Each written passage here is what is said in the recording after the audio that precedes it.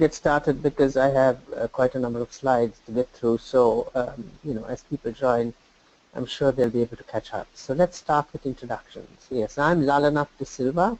I work at the World Resources Institute as the head of the Environmental Democracy Practice. I've been associated with Eye on the Earth since its inception in 2011 and have at the beginning being the chairperson of the Access to Information, as it was then called Signature Initiative, and subsequently now together with Jesse have become the focal area coordinators for the Access to Information focal area. Who would like to go next? Sure. Well, why don't since I introduced myself already, why don't we start at the top of the list? Ahmed, would you like to go? And you can here. Let me unmute you and go ahead, Ahmed. You want me to introduce myself, or what about it? Please do. Just give a brief introduction, where you're from, if you're representing any organization. That would be great. Thank you. Okay. I'm Ahmad Madawi. I am a pesticide toxicologist, and I'm from the University of Tehran, retired professor, and I'm following Eye on Earth on this. Thank you.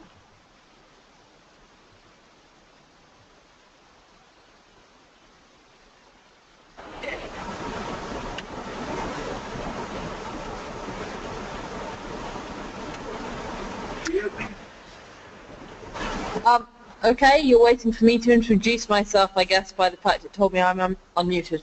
I'm Alice Hughes. I'm an associate professor for the Chinese Academy of Sciences in Xishuangbanna, which is a relatively remote part of China, and a board member for the Association of Tropical Biology and Conservation, the Society for Conservation Biology, the Society for Tropical Ecology, and the International Network of Next Generation Ecologists. And my work focuses on understanding biodiversity patterns and drivers of biodiversity change across Southeast Asia, with an aim to informing more appropriate conservation.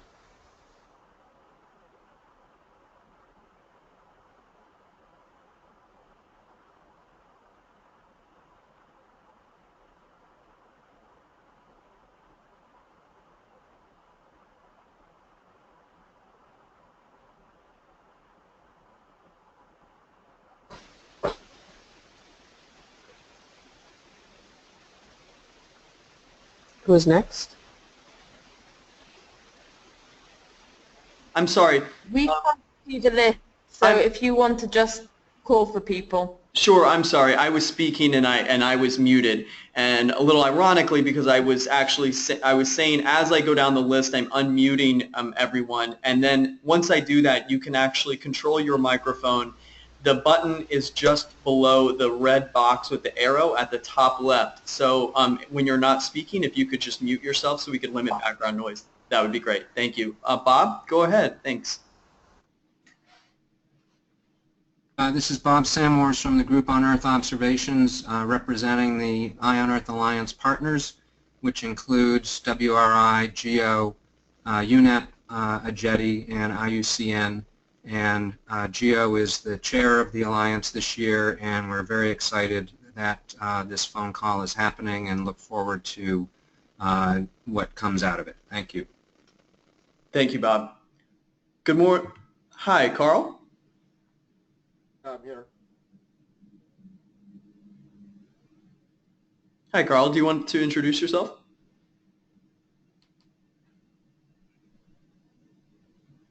Hi, this is Carl Nettleton from Open Ocean Global and Nettleton Strategies.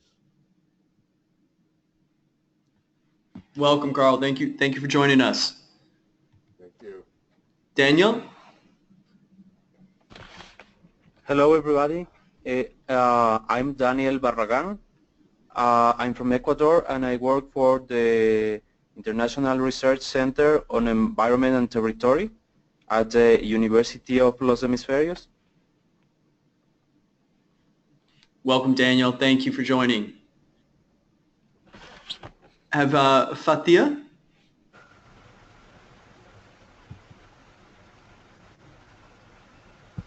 Oh, we may have lost Fatia. Oh no, Fatia Kadura, can you hear me?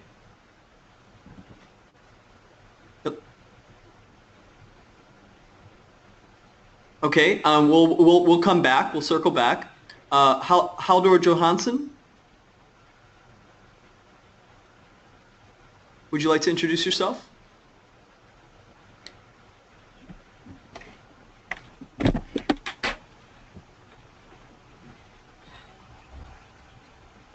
Okay. Again, we'll circle back as folks work out their microphone issues.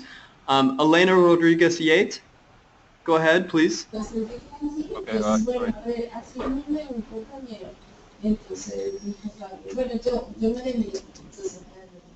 Hi, Elena, are you there? Alto is here now. Sorry if you hear me. Okay, so folks, I'm just gonna, I know people are trickling in. As I unmute everyone, if you can take control of your microphone and if you could just mute it when you're not speaking. Again, the microphone is at the top left. It's a green box. Haldor, go right ahead. Okay, thank you. Sorry for being slow in connecting. Yeah, my name is Haldor Johansson. I'm director of the Arctic Portal. I'm based in Iceland. We are information gateway to Arctic information and data.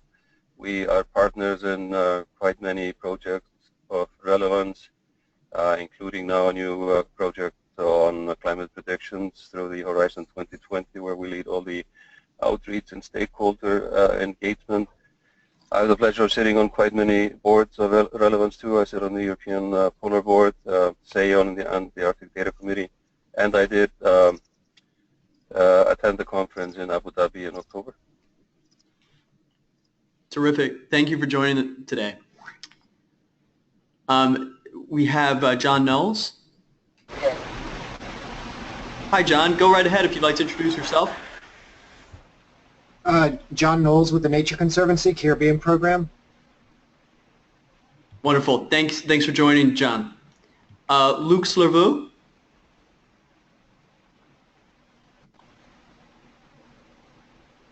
Hi, Luc. Are you there? Can you hear me?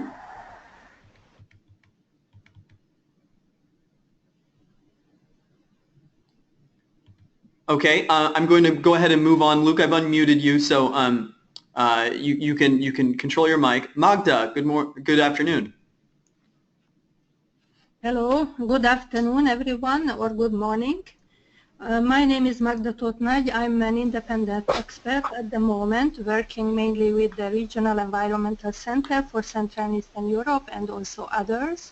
And I've been involved in the IONOS process from quite the beginning, including the Access for All initiative, and we had one project or program called Building Bridges Between Regions, which is about exchanging experience between the Europe Aarhus Convention stakeholders and the Latin American Caribbean region stakeholders. We are involved with the REC and others in supporting the drafting of the new Principle 10 agreement in the Latin American Caribbean region at the moment, and also I'm working in Europe on different participatory governance Aarhus PRTR related projects. Thank you, Magda. And moving along. I also should say, sorry, that I probably cannot stay with you until the end. Okay. Maybe 1 hour. That's fine. We understand. Thank you, though, for joining. Mona, go right ahead. Hi, Mona.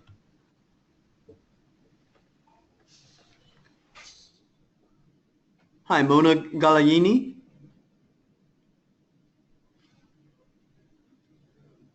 Okay, we'll circle back. Nadim Ahmad. Hello. Hi, Nadim. Go right ahead. This is Nadim. I work at the Lead Pakistan as a team leader for Sustainable Development Goals. Lead is an Islamabad-based NGO and think tank. We also work as Asia Secretariat for CDKN and working in 5 different countries in the region, including Indonesia, Nepal, Bangladesh, Pakistan, India. I hope it's useful. That's wonderful. Thank you, Nadeem. Thanks for joining. Olympia, good morning. Good morning.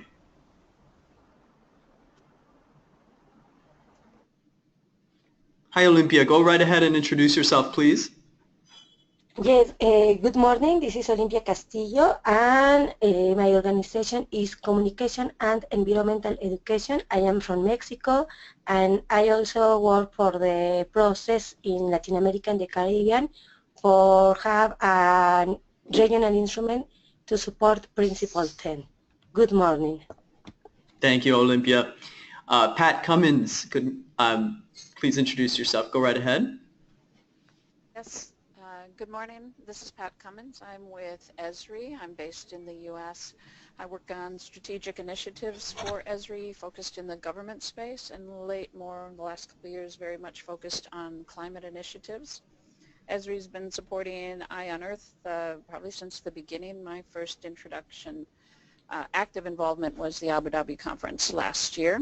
And we're also involved in SDG work and other climate partnerships with the White House here in the U.S. Thank you, Pat. Hi, good morning or good afternoon. Robert Gurney? Yes, hello, it's everybody.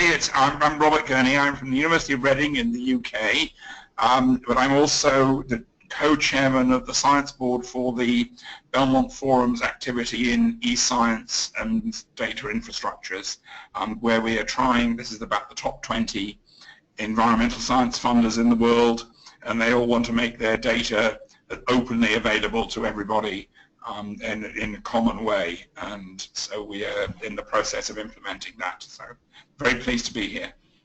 Terrific. Thank you. Hi, good morning or good afternoon, Simon Wilson. Hi, Simon. Looks like you've muted yourself. If you want to introduce yourself. Yes, can you hear me? I've just arrived, so yes. I'm just catching up a little bit. Yes, if you could just okay. introduce yourself and where you're, if you're representing an organization and where you're calling from. Yes, sure. So my name is Simon Wilson. I'm technical director of an environmental consultancy firm called Five Oceans Environmental Services, based in Muscat. We have been quite involved in Eye on Earth over the years, and are currently, for example, a consultant on a World Bank GCC funded project to look at transboundary issues in the Gulf Basin. We've been operating in Oman for about 15 years, Oman and the Southern Gulf region, so we're quite regionally focused here in the Arabian Gulf. Thank you, Simon. Sonigitu, I'm sorry if I mispronounced that. Sonigitu Ekpe, I think you're muted. If you want to unmute yourself and introduce yourself. Okay. Yeah, my name is Sonigitu Ekpe. I'm from Cross River State, Nigeria. I work with the Department of Forestry, Biodiversity and Conservation. I head a unit on biodiversity and ecotourism. Basically, I'm having a lot of interest on how we can sustainably manage our depleting natural resources and creating alternative livelihood. That's why I'm interested in this webinar. Wonderful. Thank you for joining. Thank you. Stacy Moultrie. Hi, my name is Stacy Moultrie. I'm based in the Bahamas. I'm an environmental planner with HD Wells. I'm working on developing a sustainability assessment tool for small island developing states.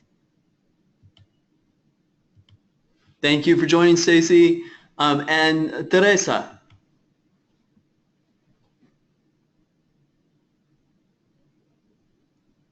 Good morning, Teresa. Do you want to introduce yourself?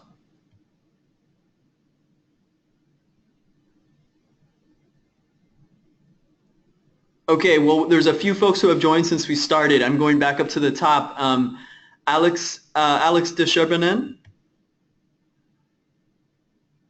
Alex de Sherbenen at CSUN Columbia University. We're an information provider, so that's our interest in this topic. Thank you. Thank you. Thanks for joining. And Angel Braistrup. Good morning, Angel.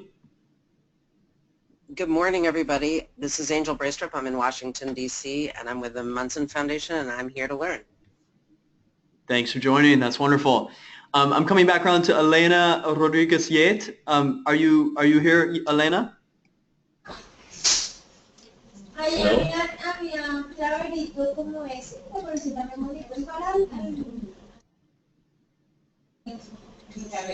Listening to me?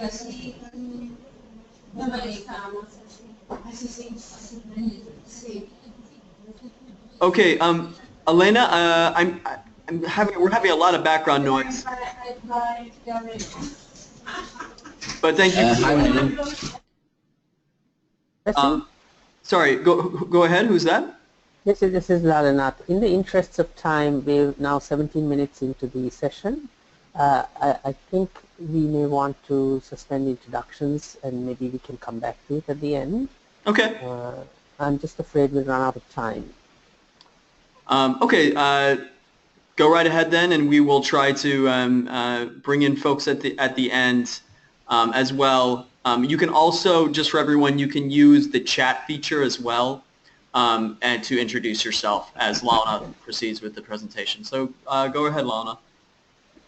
Before I start, I wonder if Bob would like to say a few words of introduction on behalf of the Alliance, the Eye on the Earth Alliance.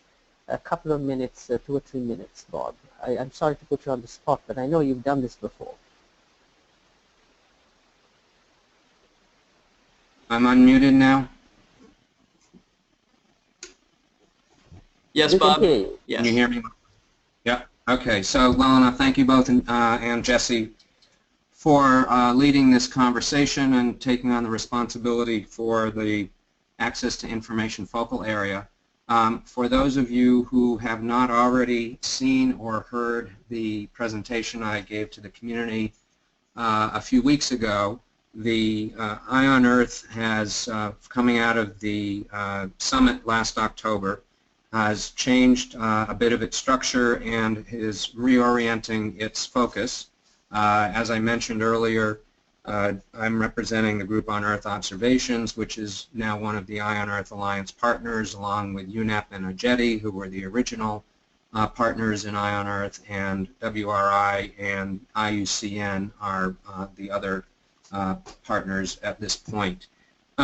We, for a variety of reasons, ranging from infrastructure and financial capabilities, as well as the view that there are some incredible opportunities for the Eye on Earth community to play a significant role in a number of the global conversations going on, we made a determination a while ago to restructure the Eye on Earth operating system, if you will, to broaden the conversation, although at the same time trying to simplify the organizational structure. So there are now 3 focal areas: access to information, data infrastructure, and capacity development. And the intent is that we would love to have the Eye on Earth community identify issues and opportunities where its unique perspective can be folded into, incorporated into global discussions around the SDGs, around biodiversity, around any number of the global environmental and sustainable development conversations that are going on. So we are looking to the community through these focal areas to identify its sort of unique value add and help us identify where that unique perspective should be plugged into these discussions, and the Eye on Earth partners are prepared to use all of its capacities to both highlight, publicize, and create opportunities for Eye on Earth to be direct participants in these various conversations, whether it's at the CBD COP in Mexico in December, or the IUCN World Congress in the fall, or activities around the UN General Assembly in September, and then certainly moving into next year as all of these different kinds of conversations move forward. So we're very excited, as I said earlier, that this group is meeting and convening and beginning its conversation, and we look forward very much to the substantive ideas and concepts and ways forward that come out of it. Thank you.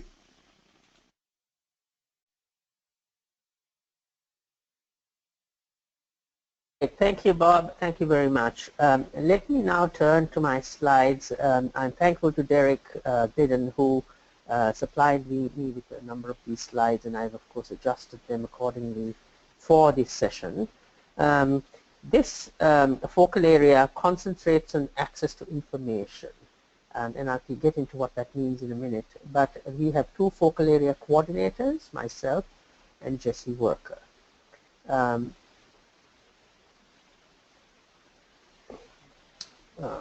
Let me see. Okay, I jumped. Okay, so just to remind you and to follow up on what Bob was saying, who we are, our strength consists of, at the top, the Eye on the Earth Alliance, which consists of AJBI, GEO, IUCN, UNEP, and WRI. And then you have the community, which is truly a global distribution, as you can heard from the number of introductions from around the world today. It's multi-sectoral. It's not confined to any sector. The subject matter experts are those who form the community, and our only alignment is to shared beliefs and passions for mission and principles, and committed to objectives, and we're all committed to objectives on informed decision making. That is to say that decisions regarding environment and development should be made in an informed fashion. The vision for the Eye on the Earth, which the Alliance has now put forth, you see it there, a world where environmental associated social and economic information combined with citizen engagement improves decisions leading to sustainable development. Very much to do with information and good decision making. The mission of the Eye on the Earth is to build networks and capacity across diverse knowledge communities to improve decision making for sustainable development. And as you can see, there are these three basic communities that Bob was referring to, ours being one of them. Just to remind ourselves, there are 14 principles that were agreed to way back in 2011, and these are the 14 principles. I'm not going to go through all of them, but I do want to highlight those which are in uppercase. So the first one, improve equitable access to information. That's one of the principles that Eye on Earth stands for. Can everyone have access to equitable access, fair access to information? Develop adequate institutional and legislative enabling conditions for further implementation of Rio Principle 10. I don't know how many of you are familiar with Rio Principle 10, but in 1982 in Rio, when the first Earth Summit happened, 182 countries agreed to the Rio Declaration, and in it is Principle 10, which basically says that environmental issues are best handled with access to information, the participation of all stakeholders, and access to relief and remedies, or access to justice, more broadly speaking. So that's Principle 10, and the purpose of this particular focal area is to ensure that we have the institutional and legislative enabling conditions to make sure that decision-making around environment and development can take place transparently, in a participatory way, and in a way that is accountable. Another principle, number 4, that is relevant, make credible, relevant, and timely information more available. 5, keep information management close to the source. 6, provide effective mechanisms for collection of environmental, economic, and social information and avoid unnecessary duplication. 7, information supporting reporting obligations and decision making. And 8, address information gaps from both the demand and supply perspectives, and demand and supply being the supply of information from government and other agencies, and demand for information by scientists, citizens, and others. What are we building on? I mean, we're not starting from scratch here. We are very much building on a past history. JD, or the Environmental Agency of Abu Dhabi, and UNEP had an original collaboration which resulted in the Eye on the Earth Summit in 2011, ISAC Summit. Global community was formed, rallying around mission and principles. There was a declaration, and out of that came special initiatives which were thematic. There were the thematic special initiatives, and then there were the enabling and foundational special initiatives. The Access for All was what it was called. The Access for All initiative was an enabling and foundational initiative together with two others. There were also some seed-funded projects and their deliverable outcomes. In fact, within the Special Initiative for Access for All, there were 3 such projects that were funded, and I'll speak about those in a minute. The second Eye on the Earth Summit took place last year in October, and there we had the launch of the Eye on the Earth Alliance and of leading global actors in the data for sustainability sector. Continuity and progress. The thematic expertise is mission critical. Thematic scope has been expanded. Nothing has gone away. Everything that we have developed so far very much remains. However, the focus is now going to be on being self-directed sub-communities, if you like, thematic, geographic, and these are to be encouraged. So ours would be one of those self-directed communities, and within our community of access to information, we can always form sub-communities around geographic or thematic lines. That's up to us. The Eye on the Earth agenda is a community-driven one. It's not top-down. The Alliance doesn't tell us what to do, but the Alliance does provide us with some very light touch governance. For example, the Alliance partners would provide coordination and administrative support. They would provide communication and collaboration tools for use by all, and they would provide support, endorsement, and influence, subject to the specifics, of course. So, what's new then? What's new in this, in the formation of the 3 focal areas? And the original special initiatives have now been merged into these 3 focal areas. What's new is that there is now a global agenda which provides an ever greater opportunity for Eye on the Earth to input and influence. For example, we have the SDG process, we have the 2030 Sustainable Development Goals, we have the data revolution, we have the Open Government Partnership, which is very special to the Access for All and access to information field, etc. So these are all new opportunities that have opened up, and I think we can make use of them in a very productive way. Our focus is on the core values, which is cross-sectoral collaboration for enabling data-informed decision-making, and the focus is on putting access to information, law, policy, practice, and institutions, prerequisites onto the global agenda through Eye on the Earth representation at events, by on-the-record statements by senior stakeholders, and inclusion in outcome statements at global and other important fora. So just remember, when we talk about access to information, we're not just talking about the actual practical access, but in order for that access to be there, you need a background law, perhaps the Freedom of Information Act or Data Act. You need some kind of policy on the side of the government, and then you need practice, which institutions are following. So all of that has access to information. This is a depiction of the Eye on the Earth framework. The engagement domains, for example, you have Sustainable Development Goals, the SDGs, the natural environment and the built environment, and we know that access to information runs across all of that. The idea is that you would have data to enable sustainable development decision making. There is also data infrastructure, which is the other focal area, and capacity development. What are the resources at hand for us to do our job? To carry on the work of this focal area. Collective knowledge. Eye on the Earth institutional experience and knowledge. We have 5+ years of global community experience in the sector. And then we have the seed-funded projects which have produced some really interesting outcomes. Then we have the alliance institutions, individuals and collective knowledge of the previous SIs, the signatory initiatives, which have now been merged. And then we have the members and individual institutional expertise, experience and knowledge. For example, there was a number of features or proposals, funding proposals developed by members of the Eye of the Earth. That knowledge is very much a treasure that we can use as we go forward. And then there's collective memberships, multi-geography perspectives, multi-sectoral knowledge and experience. I mean, those who are on this call come from such a wide range of sectoral perspectives that it could be quite enriching to address the issue at hand. Alliance support.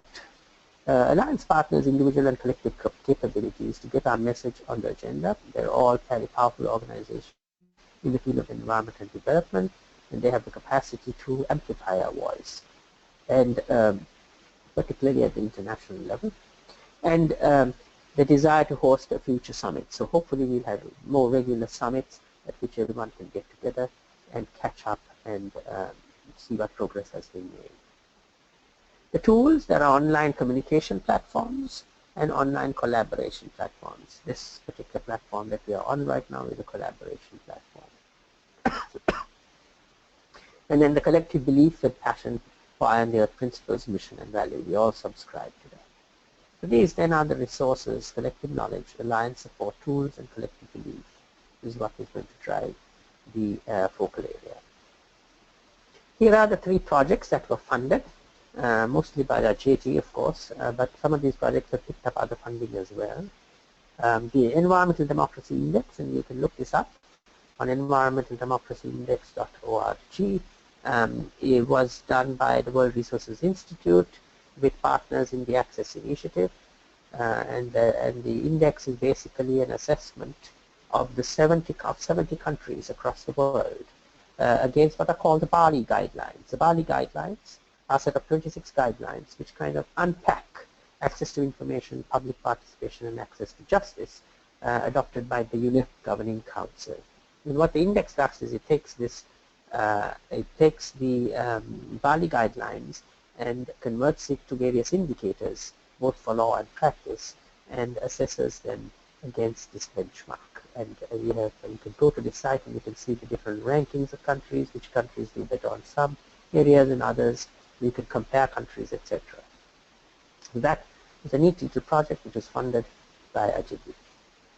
A second one was the UNEP UNITA Capacity Building in Principle 10 project, which was basically a training program for government government officials as well as civil society representatives. And as a result of that, there were workshops held in the Middle East, in the MENA region, in the Caribbean, and in Latin America. And further funding is now being sought from other donors to continue that program. And last but not least, Building Bridges program, which was, I've written it as the LAC Principle 10 Aarhus Exchange project. Basically, it's a project in which the Aarhus Convention, which by the way is the only regional convention so far, which institutes the rights of citizens to access to information, participation, and justice, available in the European region. The Aarhus Convention has had a lot of experience in this area, and as our partners in the Latin American region are now in the process of negotiating a similar convention or instrument, the idea was to see if there could be some cross-regional learning between those who are active in these areas. And indeed, the project managed to bring some Latin American partners over to the Aarhus Convention. There were a number of webinars held in which information was disseminated, discussed, and exchanged. And a fair amount of learning that went on as well. How do we organize ourselves? I think we can have plenary group meetings like this one, for example, where you will have a fairly wide diversity of knowledge within the community. And then you could also have specialist subgroups who are encouraged. And this is something we can decide on as we go along. There is also the idea of ensuring that we have both geographic, topical, and national development kind of national level focus. I mean, this is the way that we can divide ourselves up if we wish to. What are the expectations? Well, self-directed and coordinated. It's very much up to us to decide what we want to do.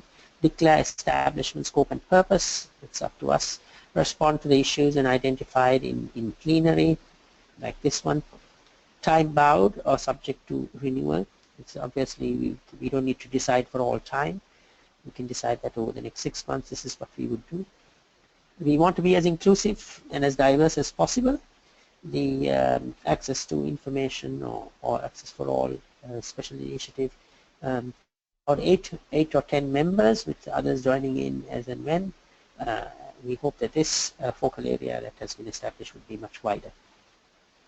And then we would hope that there would be a written summary report back of plenaries periodically. Resources we've already dealt with, and then we'll have a few rules: support the mission and vision, compliant with the 14 principles, and focused on delivery of policy and programmatic messages and interventions at international fora. And now over to you. This is where I stop and open up the floor to discussion. How can the community, and these are some of the questions that I'd really like you to focus on for the remainder of the time. How can a community like this help you? How can the access to information focal area be of use to you? How can we as individuals help each other? How can we as a thematic and geographic subgroup help each other? And how can we be stronger collaborating as a collective? How can we leverage our resources? Each of us have various kinds of resources at hand. For example, we at WRI have the Environmental Democracy Index that can be leveraged. We also have a large network of civil society organizations across the world in 60 countries with 300 civil society organizations. How can we leverage that resource towards this end? And similarly, all of you would have such resources as well that you could leverage. Members, personal and institutional expertise. Each of you may be knowledgeable in this area. We'd like to see if you can use that information and expertise. Alliance partners, individual and collective capacities. Together, like we joined UNEP and UNITA, WRI, and did some of that work for capacity building. We could collaborate together. These are just some of the ways in which we can leverage resources. And then actions. What are the tasks that we'd like to perform? What are the resources we need to do that? How do we want to organize ourselves, and how do we do that next? So those are some of the questions. And I think it would be nice to hear first from all of you about how can this focal area be of assistance to you? Because I think that is the starting point. If it's not useful to you, then the focal area is going to die on its own. So it has to be useful to you, and I'd like to hear from you what you find would be useful from a focal area such as this. Over to you, Jesse. Great. So thank you, Lalanath. So I think we wanted to open it up for questions. If you'd like to, there's most of you are controlling your mics. There's a few people who came in where I would need to unmute you. If you'd like to ask a question or make a comment, just post it through the question panel, and I will be sure to unmute you. But others can go ahead and chime in if you'd like with any questions or comments.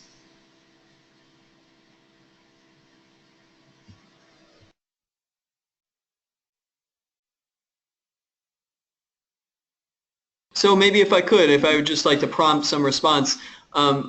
We're at a bit of a transition here where we're going to be, shifting from the special initiative, as Lana talked about, to a focal area.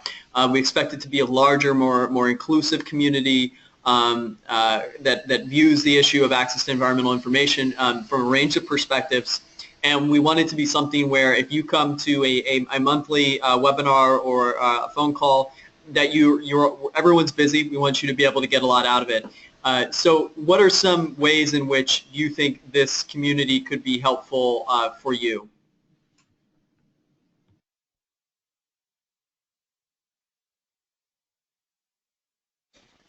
Jesse, this is Bob. I don't mean to speak over the community, but I wanted to make 2 quick points just to add on to Lalanath's excellent presentation.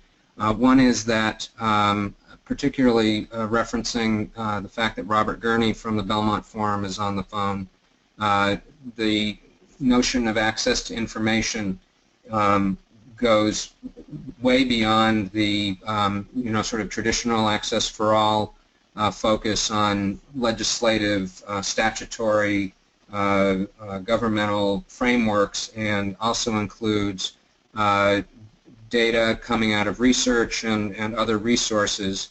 There will be some cross-pollination, if you will, with the data infrastructure group, and as Lalana demonstrated with the slide that he showed, the discussions and input and feedback across the different groups in these various areas is designed to be more of a loop than just a straight line.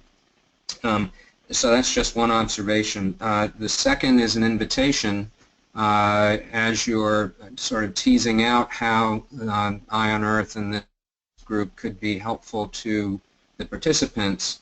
One question I would add to that or ask in that context is, what are the issues in the sort of sustainable development global discussions and in all of their different forms where the Eye on Earth Alliance partners in particular could be helpful in raising the visibility of those issues and trying to ensure that they are included in the debates and discussions and events and other kinds of opportunities. So what is it that the Eye on Earth community in the access to information arena would like to get in front of policymakers and get into these global decision-making apparatuses that perhaps as individual organizations they have not been or are not able to do on their own?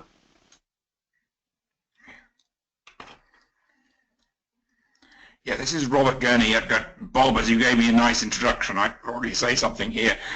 This is the initiative that I'm representing here is this group of 22 of the world's largest environmental science funders in many countries, including Brazil and South Africa, as well as the US and Japan and the UK and others. There were certain areas we really felt we needed to work together on, and we talked to people like UNITAR on training, because as the whole of cloud the cloud systems are changing the whole way in which environmental science is being done, is also going to change the access that everybody and not just scientists have to a wide range of sophisticated environmental information. You also need to have legal and security groups to make sure people don't do things they shouldn't be doing with the data or trying to find out private information they shouldn't, and we need to make sure that everybody's policies around the world actually allow the data to be exchanged freely without all sorts of difficult shocks. Now, it seems to me as an extension of what we're doing in a research domain into the more operational domain and government domain that Eye on Earth is doing, there's an incredibly good overlap between some of these headings, such as supporting distance learning through training through UNITAR or others, and things of that sort, so we can share expertise. Because there is very good expertise around the world, but no one group or country has all the good answers as to what to do. So we have these big changes taking place. If we want to take them to take place in an efficient way and a timely way, we need to work together. So anyway, I'm happy also to answer a question. I did give an Eye on Earth seminar a couple of months ago about this, and we have a website, the Belmont Forum E-Infrastructures CRA, but I'm very happy to participate in this, and I know many of my colleagues in the Belmont Forum are also happy to participate in this activity as well, because we see a good overlap. Thank you. If I may, I'd love to chip in at this point. So I'm based in tropical Southeast Asia, And I see this as a region that is frequently almost forgotten, and it's often not part of the global dialogues. When you think of researchers engaging, they're often from specific parts of the region, and much of the region is left out of debates, left out of discussion. And yet, in terms of especially biodiversity protection, and even having a reasonable understanding of biodiversity patterns, it's a critical region that really needs to have a larger part of these dialogues and often better access to the information in terms of understanding even what the priorities are regionally. We lag behind other regions, and it would be fantastic to have a greater part of the global dialogue in terms of access to data, proficiency in data analysis, and also access to better levels of funding for greater amounts of collaborative research.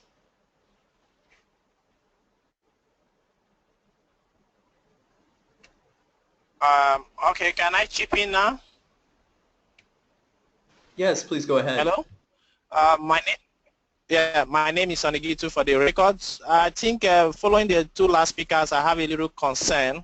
First, one biggest challenge we are facing down here in Africa is the issue of moving from the informal economy to formal economy. We have not been able to identify those challenges along the value chain. Thirdly, Africa cannot rise with a huge debt on it. Now, how can we enhance effective coordination among stakeholders to come up with a better form of dialogue of bringing out our citizens from the informal economy to formal economy to enable them even engage? Secondly, issue of data dissemination. How do we have a tool to enhance reliability of data we collect within the African region? Because this is a huge problem. We are unable to plan our infrastructure, we are unable to plan human development and utilization, and in fact, the way our environment is being degraded is as a result of lack of basic information around the potential uses that we could have benefited from. Let's take a case of the bioprospecting that occurs in Africa, and we do not share in the gains that come out of it. So how can we address this scenario? Thank you.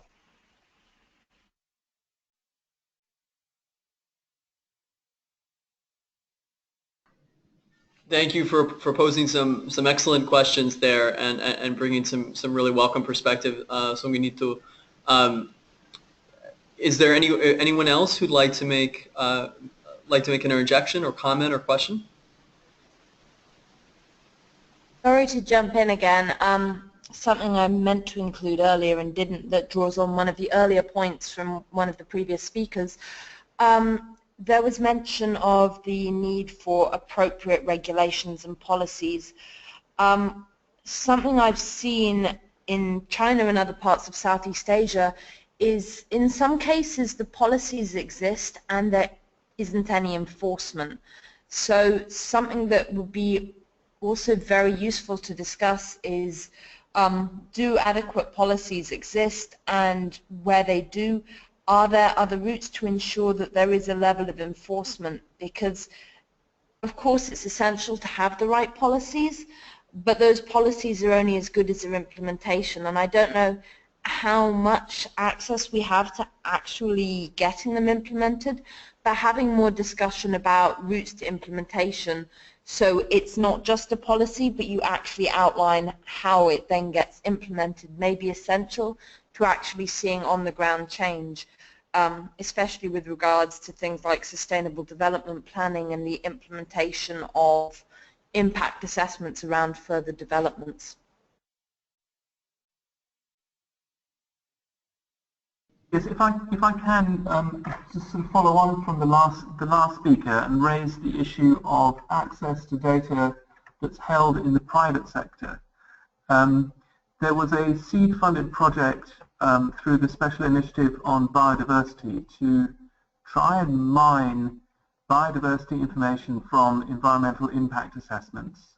And it's a regional workshop and held and hosted by the government of Oman and organized and coordinated by GBIF, the Global Forum for Information, the Global Biodiversity Information Forum.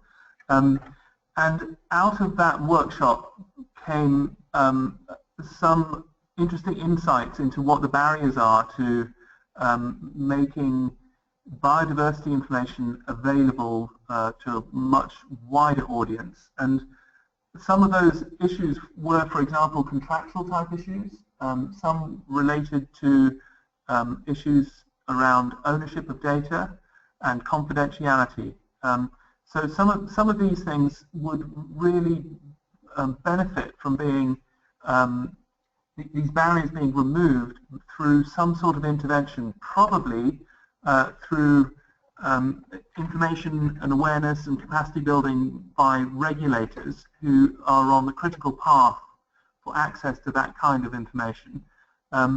And regulators could potentially have the authority to make biodiversity information collected through what is essentially a private sector type process available to the public sector and make it open to the community.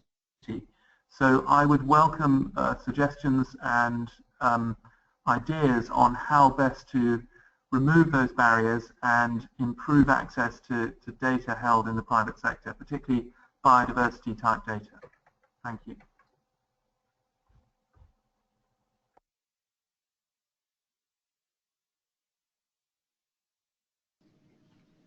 Thank you, Simon, for that for that comment. I think it's really interesting to, from my perspective, to hear the issues that others are facing in terms of both the production, management, and accessibility and usability of different types of environmental data. And as far as the comment before around implementation, I think that's well taken from our perspective.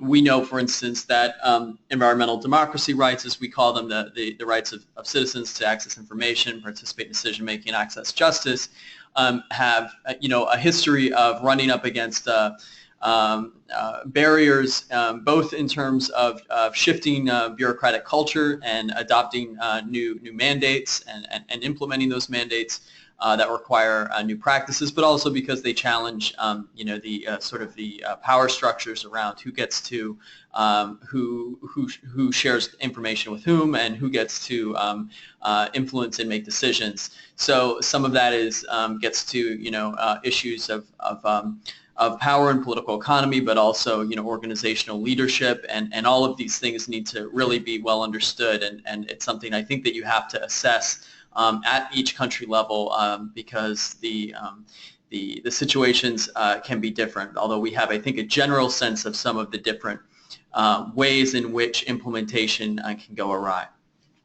So sorry, I just wanted to follow up with those, I thought, very useful comments. Anyone else? And Simon, thanks for using that hand feature. That was actually helpful. If other folks who happen to be muted by me, meaning you have a red line across your microphone, and have a comment, I will be sure to unmute you.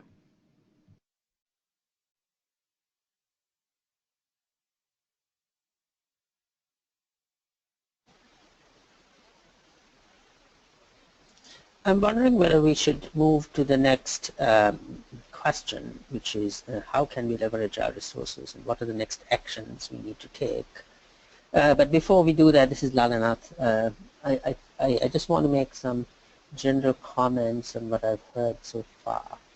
I think the previous speakers, I think they all had some really interesting suggestions, and they come from different perspectives and different geographies, and have different emphasis.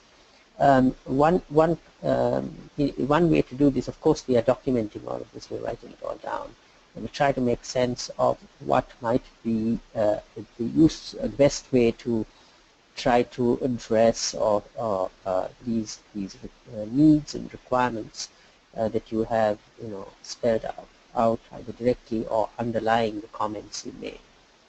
That said, I also have a concern that because we all come from different geographies and different sectors, etc., the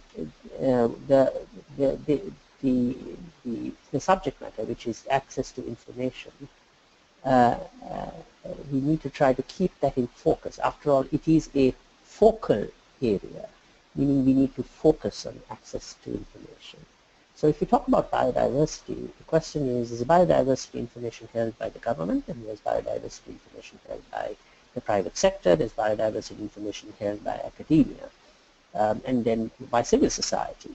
How do we ensure that all of them work together and that this information is available to whoever needs it, but also in ways that don't jeopardize the very diversity that we're trying to protect?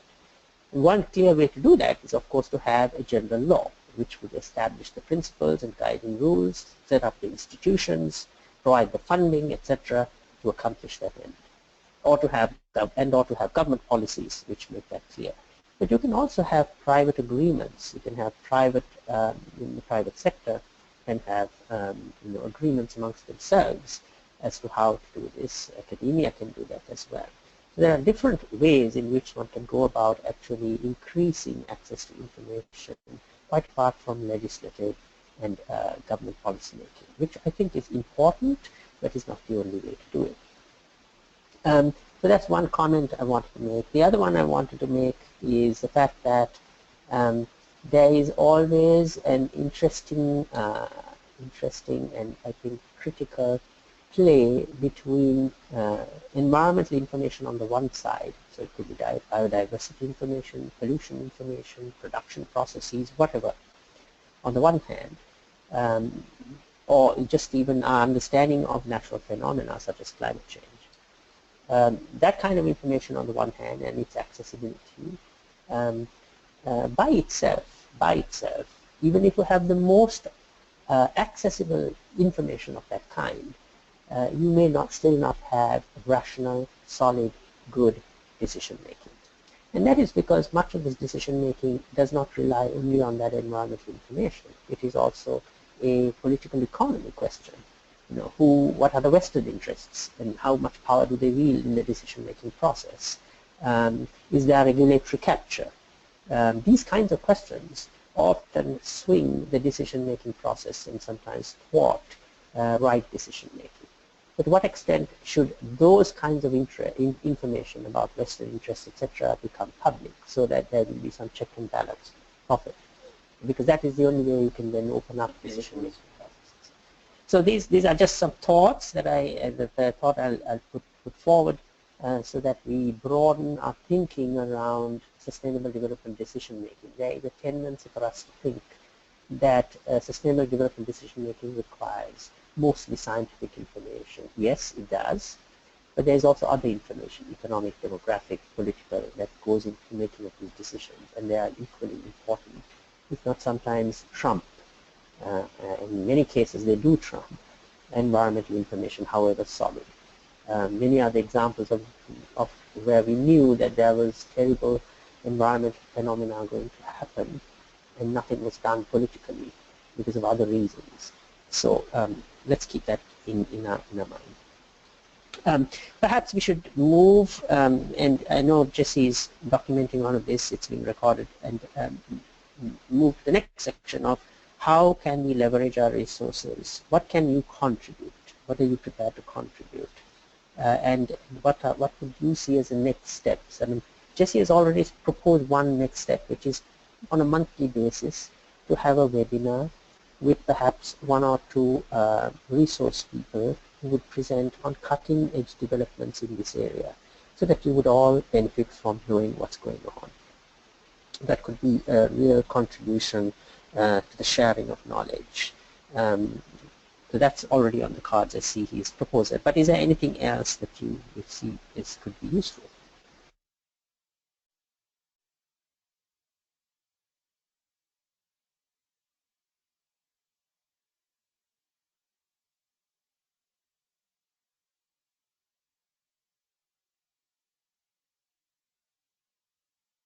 This is Bob again. I just want to reiterate that one of the goals of this new structure for Eye on Earth is to take advantage in the most naked terms of whatever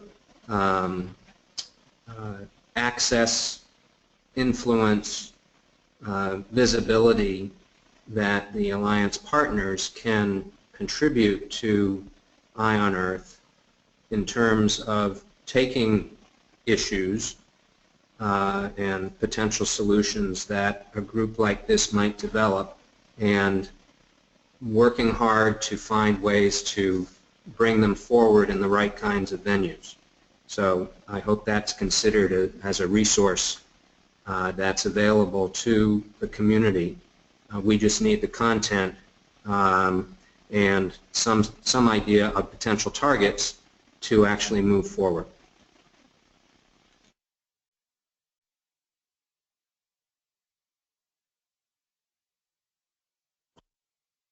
Hello, this is Aldo. Can you hear me now? Can I speak? Yes, yes, I can hear you. Go right ahead. Okay. Well, on the data issue, I've been working mostly around the Arctic for considerable time, and had the pleasure of sitting on quite many committees, as I said in my opening introduction, including the SAON meeting, SAON committee, sorry, Arctic Council Sustaining Arctic Observation Networks.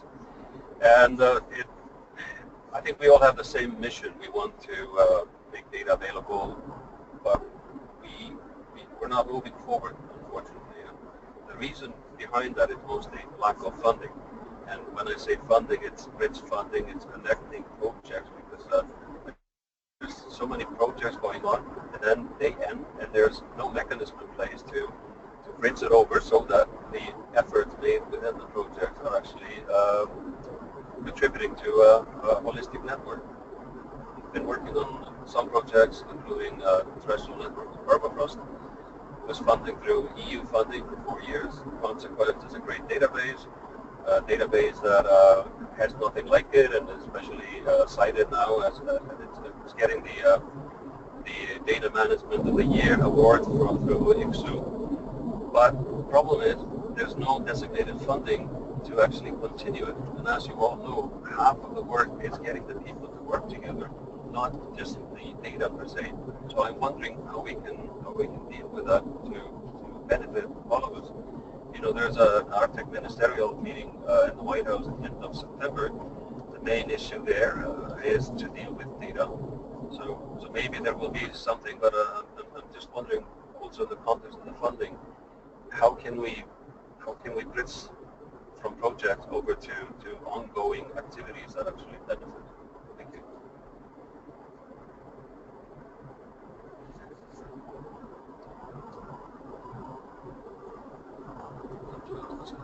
Thank you. Thank you, Haldor. Yeah, go ahead. I wonder if Bob, I was wondering if Bob would like to respond or has thoughts around that question.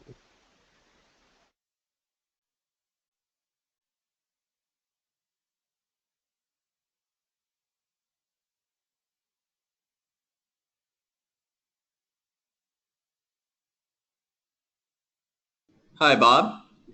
Oh, somehow you were muted. Go right ahead. Sorry, I'm not sure how that's happening. Okay, here I am. I think that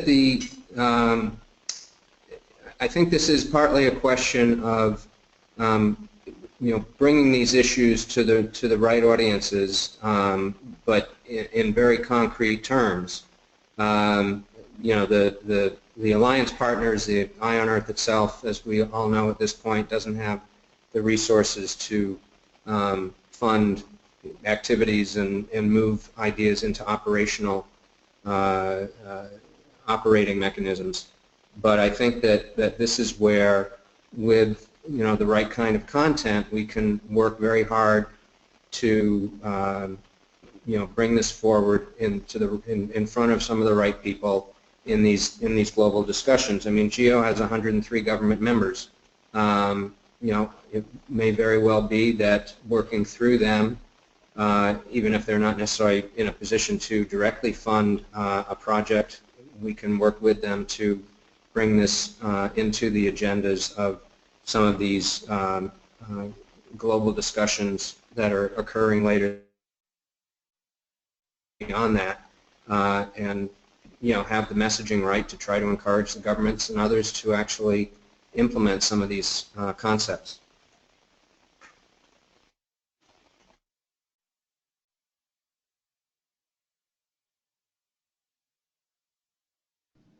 Hi, Simon. Did you want to say something there? I see the hand. Yes, please. Yeah, sure.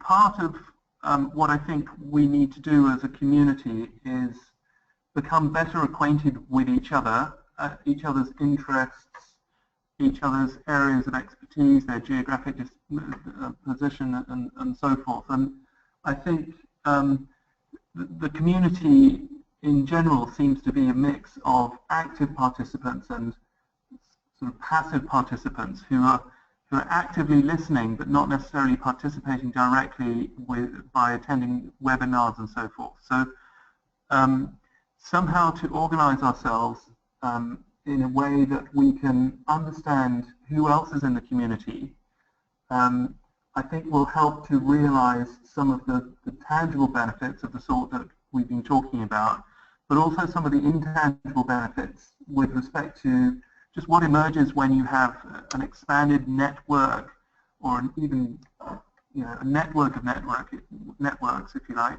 and that needs to become a little bit more visible. I must say that I'm only using my auditory channels at this stage. I don't know who else is online, for example. I don't know what their areas of expertise is, what their background is, where they're coming from, and therefore I can't easily tell where my interests and those of my network overlap with their interests and those of their network.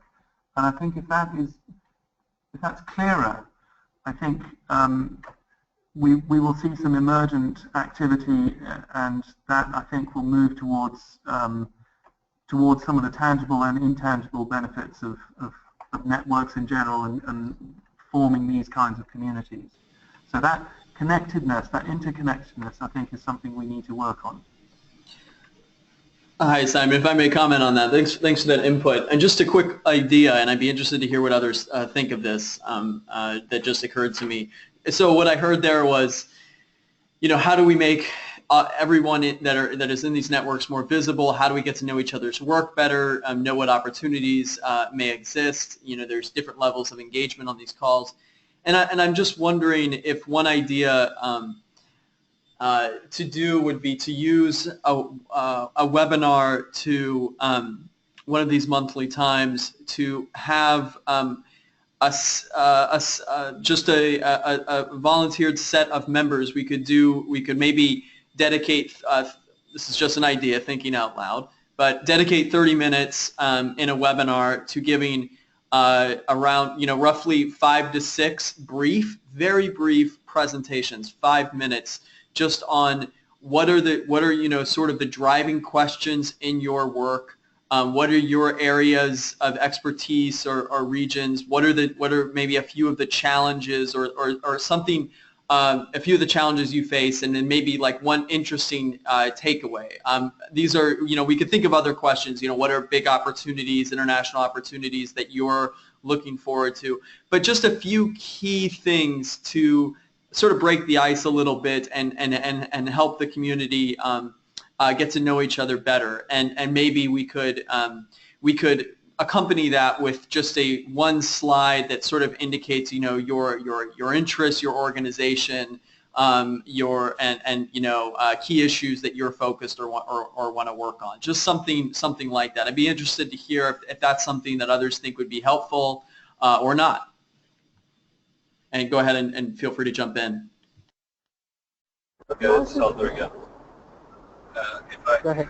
Just as a follow-up to what I was talking about earlier about the funding part and the discussion that followed in terms of marketing and making us visible. This is probably the key thing, the key to our success. Of course, getting to know each other is very important, but also getting the outside community to know us You know, I recently, I was in Alaska recently, and I met Senator Lisa Bartowski, and I was making my complaint to her, like, why is it so difficult for policymakers to understand that we need bridge funding, we need further funding to be able to sustain our work, and it's not enough to give us project money. And she said to me, you know, Aldo, the reason why is because you, meaning the science community, you're not good enough at selling yourself. I've been thinking about that a lot, and unfortunately, I think she has a lot of truth to it. So that's something that we really should put our efforts to, and I totally agree. Making us or us knowing each other is also very, very important. If we could somehow, or if Eye on Earth could initiate some sort of a marketing activity, I think that would be extremely beneficial. Thank you.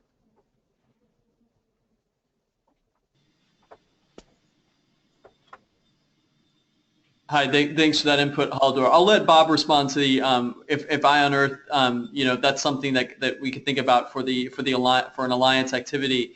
I will say also though that I want to be thinking about how we can already use maybe, you know, find potential opportunities between community members, either, you know, drawing from the fiches that were created last year. So, you know, I definitely your point about funding definitely resonates here, and I do think that there's often an issue of recreating efforts that have already been, you know, where there's already something there instead of building on what already exists. But just to think about ways in which we can do that, maybe here, you know, through the focal areas more organically as well. Yeah, Jesse, Bob, yeah, I mean, actually, maybe comment very quickly on several things that you just said. First of all, in terms of the marketing part, you know, let's start with the content, and then let's figure out what we might be able to do with it, and then how we need to get that done. And I think the alliance partners are certainly very open to that. That's, you know, a lot of the concept here is to get the ideas coming up from this focal area and the others, and then we try to figure out, working together, try to figure out how to move them forward. And the sort of salesmanship point is certainly well taken, and it's something that I've heard many, many times over the many years that I've been involved in trying to convert scientific concepts into policy and funding. You made the comment about not recreating the wheel, and you know, in my initial comments, one of the things that I tried to stress is Eye on Earth has, I think, a very unique perspective on some of these different kinds of issues. The types of organizations that are just around this call, much less a part of the broader community, that have some common interests, even if we don't already know exactly who's on the phone and exactly their individual agendas. There are already a lot of common interests in trying to tease out some issues, some policies, some programmatic prescriptions and procedures and potential solutions, etc., coming from this such a mixed set of organizations and perspectives, I think is going to make whatever it is that Eye on Earth tries to put forward that much stronger, and perhaps in many ways that much more credible.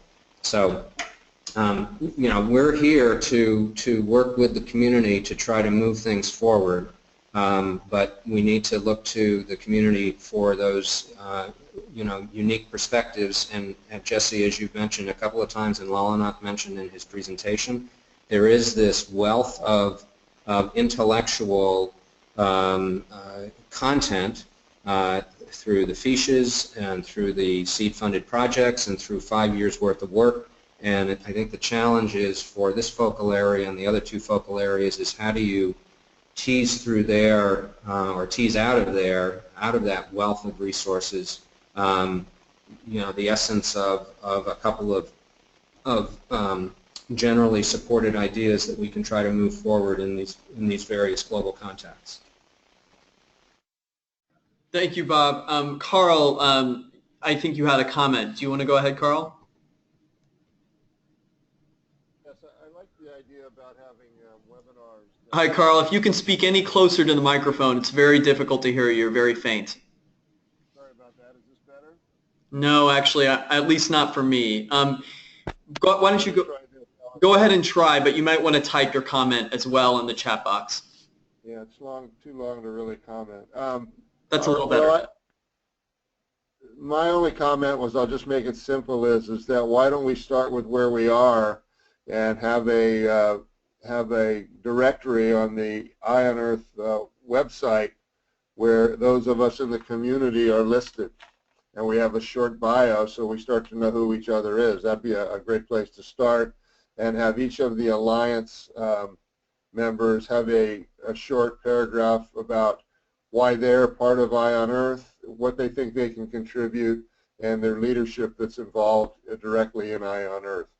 I mean, I think some of us know that, but having it in one place, simply understood, along with a quick access to the fiches, would be a really great start. I think that's a great idea. Bob, can you give us a sense, perhaps? I know we keep looking to you for some of these comments. Can you give us a sense if that's something we could do? What I would suggest, first of all, it certainly is a good idea.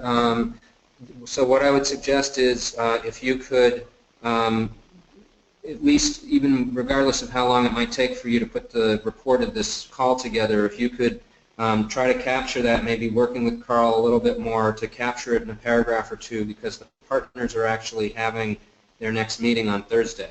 And so I can bring this to them, or you can bring it to them. There is going to be a time during that meeting for the coordinators to report on their activities. So either way, but there certainly is a short-term opportunity to bring that forward and figure out how to get it done.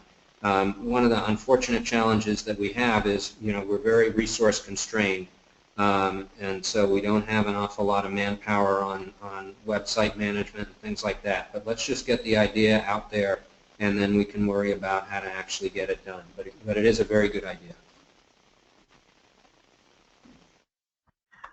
If I could just add another thought to the mix on that. I think it's right that we need something online, and it needs to be passive rather than active. I'm not sure that a webinar is the right way to go, but I think if we have access to a website that has that, the information that we need on it. The other possibility is to use the social media channels, and it would be a simple exercise to form a LinkedIn grouping that people could then subscribe to, and that then automatically links to those of us who have a LinkedIn profile into information that is already prepared and is easily accessible. So that would be a quick, cheap, and probably fairly effective way of doing it, but perhaps some sort of survey of who's online or within the community who has a LinkedIn profile and what other platforms might be suitable would probably be a starting point for that. My second point is that essentially the way I'm seeing this community is really as a market. It's not just a market in the sense of a financial transaction, but there's a demand on one side and there's a supplier on the other side. So whether that's intellectual capital in its own right, so just a demand for intellectual capital of some sort, a problem to be solved, and resources that are freely available that have that intellectual capital that can solve the problem, or one that does require financial capital as well. So I think some sort of interface with the financing organizations, the grant-giving bodies and so on, and not necessarily just for access to finance, but access to their intellectual capital in the sense that they have a set of criteria, a set of constraints, a set of requirements, and the community that might be able to provide a solution doesn't necessarily know what the requirements are of the funding agencies. So some sort of structured interface between financial capital and intellectual capital, I think would be a great sort of early concept that we can develop a bit further. Thank you.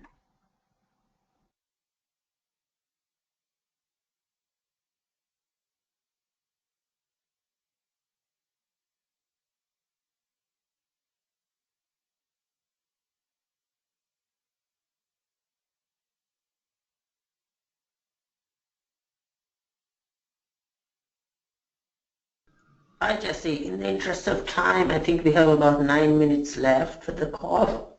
It may be good just to start listing some of the suggestions that have been made, so that we, as we leave the call, we will all carry with us the last memories of what we kind of thought as next steps. Clearly, there is the idea of a directory, creating a directory. There's the idea of a once-a-month webinar on cutting-edge developments in the field, and then other things that were suggested. Maybe you can list them out, 2 or 3 different things that were mentioned. Yeah, well, we've had some different ideas, and I think that from the back and forth that we've had, the sense is that there's going to need to be to help this collaboration along. Like most collaborations, so need to be some joint fundraising efforts. So what are the stepping stones to getting there? Bob invited us to send to send the idea that that was made around an online directory, but I don't think we should. I think ideas like a LinkedIn group or some kind of shared Google form or something that low cost, not the ideal platform, but something that we could get going in the meantime is maybe a way to move forward on that. I think that there's certainly there's already been a lot of effort, I think, into generating different ideas around for fundraising, and I think perhaps to try to show how these different ideas, either coming from the fiche or ideas that you're working on currently in your own work, how they might be connected, and if there are opportunities for partnerships to joint fundraise, will probably be a priority. I'm still, for my end though, not clear on exactly the level of the interest level and for a monthly webinar, and what folks would like to use that time together, what they would like to get out of that. And I'd like to hear from as many people as possible. I know we've had 4 or 5 people speak up the most, but if there's any others who are on the call who'd like to speak as well, that'd be helpful.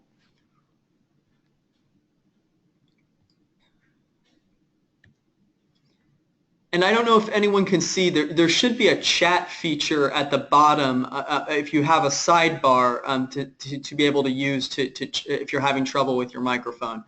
And I can try to share things. Carl wrote that so just a note about the directory. And so I think that sounds like that's got that has a bit of a critical mass of support, so we can quickly access and know who each other are and what we're working on. So I think maybe just coming up, maybe a follow-up next step for that is just coming up with a short number of fields. Maybe that directory and the LinkedIn group don't need to be mutually exclusive. We could have both. I think that would kind of serve a LinkedIn group provides more of a chat function, I think, that you can share ideas more actively, whereas a directory is more like an information repository. So that, at least that's how I would see it. So we could come up with a few fields and try to put that together soon.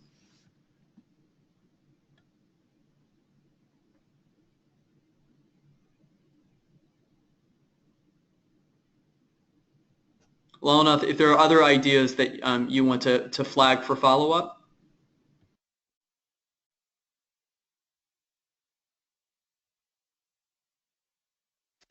Hi, this is Pat, and I just wanted to chime in on the monthly calls. And I think if we don't do the monthly calls, I think this group would lose some focus or lose momentum. And I think if we maybe combine, although I know it's always a struggle to figure out what would be a value in a monthly convening like that, but perhaps organizing a couple, say pick 3 or 4 of the members to do the quick lightning 7-minute presentation on one of their key projects or one of their key challenges, would start a conversation that could be followed up in a LinkedIn group or at least it gets us together to also say, so who's going to what conferences? There are some major ones coming up, and if we want to use that as an opportunity to get this group together, if people happen to be there, that might be a way to keep the dialogue going and organize some focus on leveraging these other key events. Maybe a kind of a lower effort to keep us going and see what comes from those monthly conversations. Just a thought. I think that's thank you, Pat. I think that you're on the right track as far as what are some things that we could immediately do, and it's good to hear that idea has support. So I think what we can do is to send out a form that folks can fill out, so we get a sense of where the overlapping priorities, and then we can send out a sign-up sheet to do something similar to what you suggested. Go ahead. I think someone was trying to talk. I was just actually on that theme, and it's a question I thought I'd typed in the chat earlier. How many people here are going to the World Conservation Congress in Hawaii? Because that could be an interesting meeting point for a number of people who have common themes and are in on this call to actually start having a proper active dialogue, and that's something I think quite a number of us might be engaging with anyway.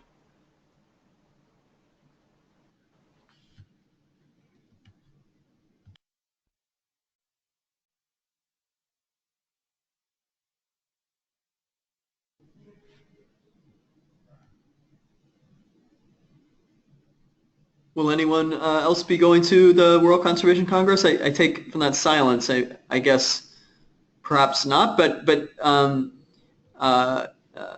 Alice, right? It would be great if you wanted to afterwards, I'm not exactly sure when it is, but if you wanted to maybe give a report back to the community on anything relevant that you learned, I'm sure that would be welcome. No problem at all. It's very early September, so about a month and a half away. Okay. Thanks. So yeah, Jesse, this is Bob. If we could keep that as an open topic, even by email. Actually, I'll work with the other coordinators to have this conversation going on across the other focal areas, because it would be good to try to get the Eye on Earth affiliated organizations that will be at the Congress to come together and have a face-to-face conversation, and we could help try to facilitate that from the coordinating unit administrative structure. Thanks, Bob.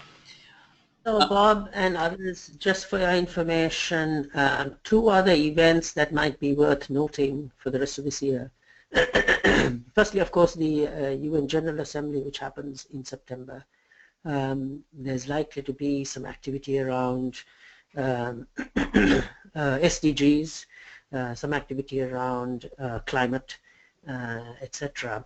And it is, I believe, the last of Obama's years where he'd make a statement, and unofficially I know others are working to ensure that some good things are in that statement.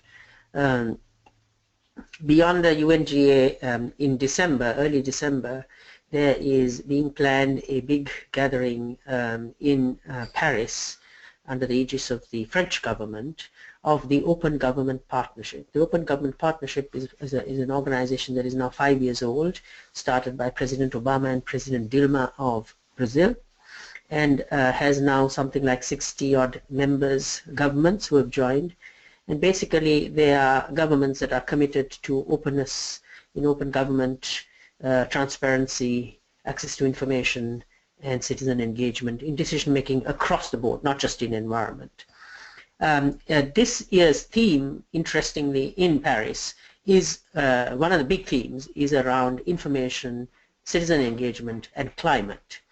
So I think there's a special opportunity for us to be involved in that. Certainly WRI is involved in that. We're going to have a big gathering of the Access Initiative and others who are interested in climate and climate data at the same time, a couple of days before that meeting. So that's a real opportunity to bring the access to information focal point and its mandate to the forefront in through side events, through sessions, through etc. And certainly WRI will, mention it when we can, whenever the opportunity arises. But getting some of our other members there would also be useful.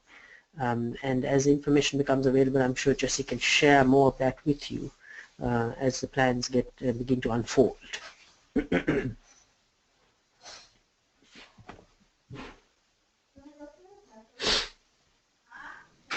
Thank you, Lana. So we are just over half past the hour, and so I think we've reached the end of our time.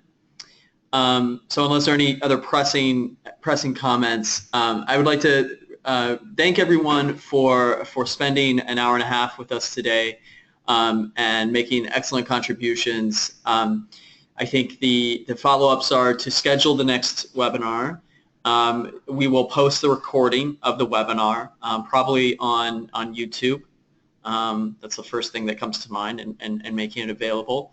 And to send out a form for you to fill out with basic but useful information. Hopefully, let me know if you have any feedback, and we can make a simple, low-cost way to share information with the community for that. So, yeah, if there's no other comments or questions, it's been great to talk with you all today, and we look forward to talking on the next webinar.